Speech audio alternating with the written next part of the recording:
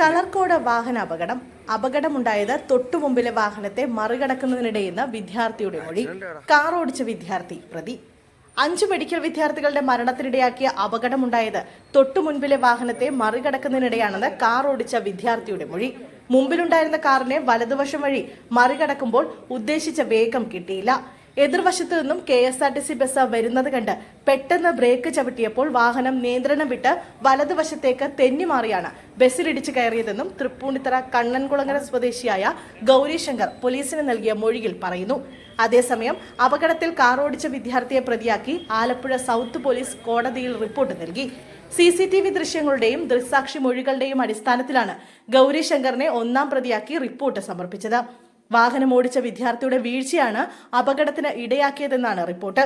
അശ്രദ്ധമായി വാഹനം ഓടിച്ച് അപകടം വരുത്തിയതിന് ഭാരതീയ ന്യായ സംഹിത 106 പ്രകാരമാണ് കേസ്. പ്രാഥമിക അന്വേഷണത്തിന്റെ അടിസ്ഥാനത്തിൽ KSRTC ഡ്രൈവർക്കെതിരെ കേസ് എടുത്തിരുന്നു.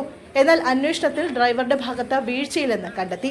വിദ്യാർത്ഥിയുടെ ലൈസൻസ് റദ്ദ് ചെയ്യുന്ന നടപടികളിലേക്കും RTO കടക്കും. എന്നാൽ വിദ്യാർത്ഥിയുടെയും രക്ഷിതാക്കളുടെയും മാനസികാവസ്ഥ കണക്കിലെടുത്ത് പിന്നീടായിരിക്കും നടപടി.